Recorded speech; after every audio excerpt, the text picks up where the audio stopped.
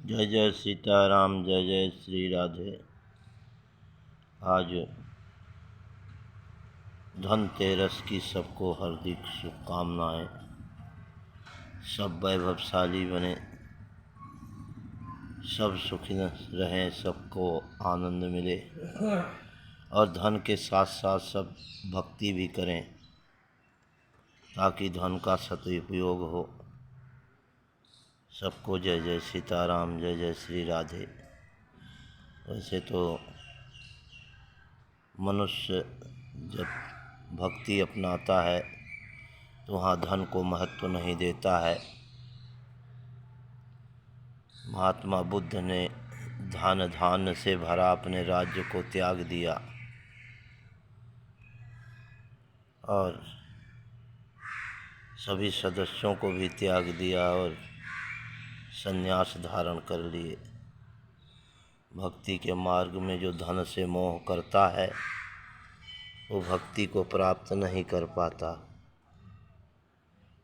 और दूसरी भाषा में संतों ने कहा है कि गृहस्थ के लिए धन की बहुत आवश्यकता होती है, इसलिए धन तो खूब रहे पर वो मन में ना बसा रहे। यदि मन में बसा रहा तो दुख का कारण बनता है।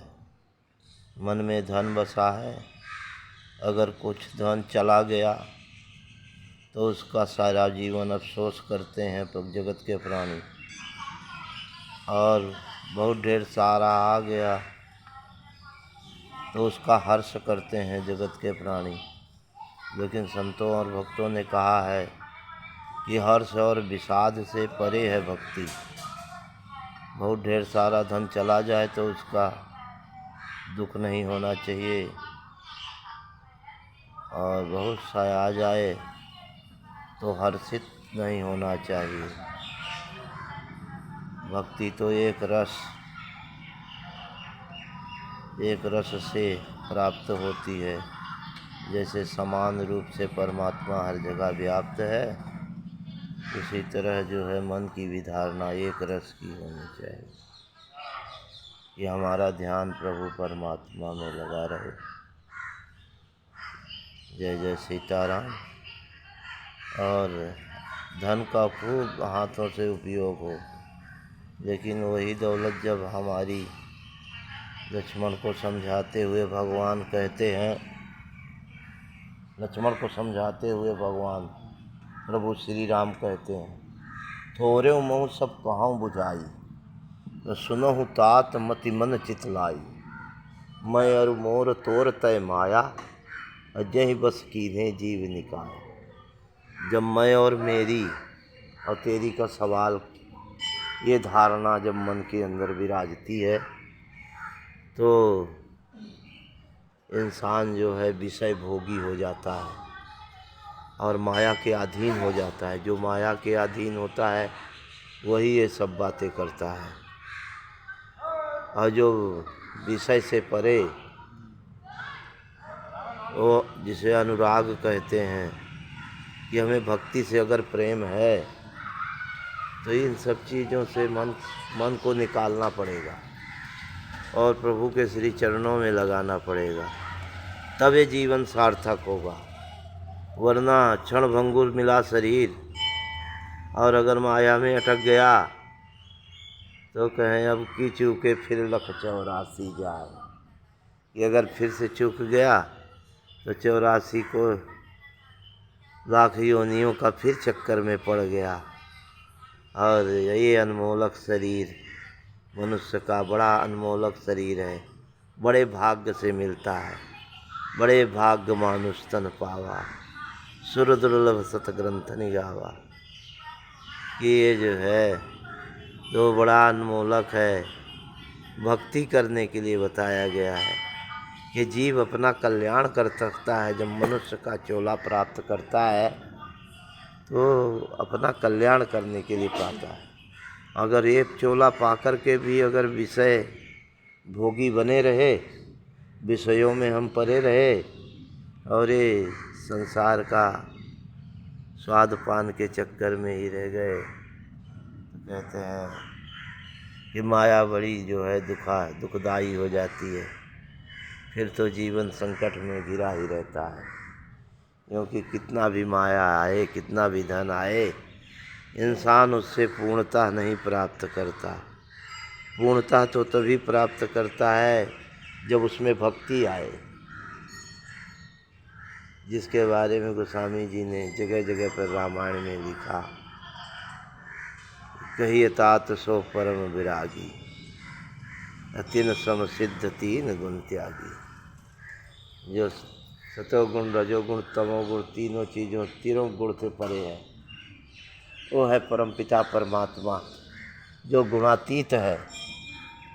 तो उस प्रकार से जब मनुष्य भी जब इन सब चीज़ों से परे विषय भोगी नहीं बनता, तो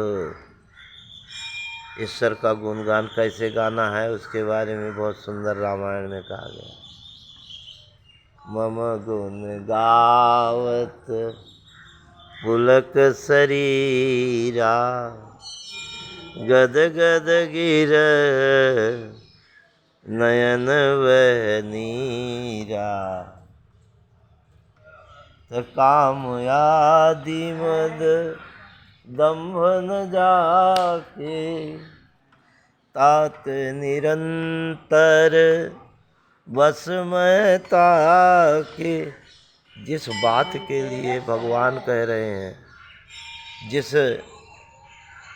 साधना के लिए भगवान कह रहे हैं कि अगर ऐसा साधक हो जो मेरा गुणगान करते हुए शरीर गदगद हो, मन पुलकित हो और नयनों से नीर बह रहे हो हर्षित हो करके, है तो जिसके ऐसी धारणा वाले के भगवान अधीन हो, जिस धारणा से भगवान हमारे अधीन होते हैं, उस धारणा को तो हमें अवश्य ही अपनाना चाहिए। वचन कर्म मन मोर गति, भजन करहि निष्काम, तिनके हृदय कमल मोह, सदा करहु विश्राम।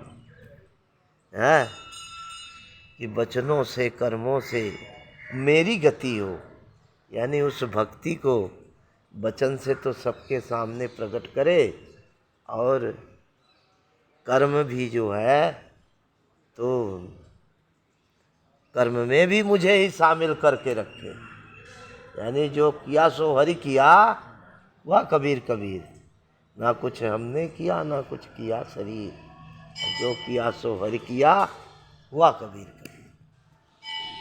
इस प्रकार से धारणा बनानी चाहिए भक्ति वाली। वचन कर्म मन मोर गति, कि ईश्वर की गति जो है मन के अंदर होनी चाहिए, निष्काम भाव से। आज तो भजन भी करते हैं तो उसमें माया ही मांग लेते हैं, प्रभु हमको इतना धन दे दो। जब मांग हो जाती है तो वो निष्काम नहीं रह जाती। और यहाँ तो निष्काम भक्ति की बात कही गई है। काम आदि, काम क्रोध मद लोभ अहंकार से परे,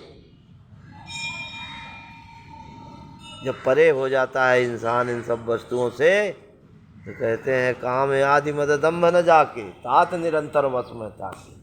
कि उस व्यक्ति के, उस भगत के मैं अधीन हूँ जिसमें ये चीज़ें वास नहीं करती है।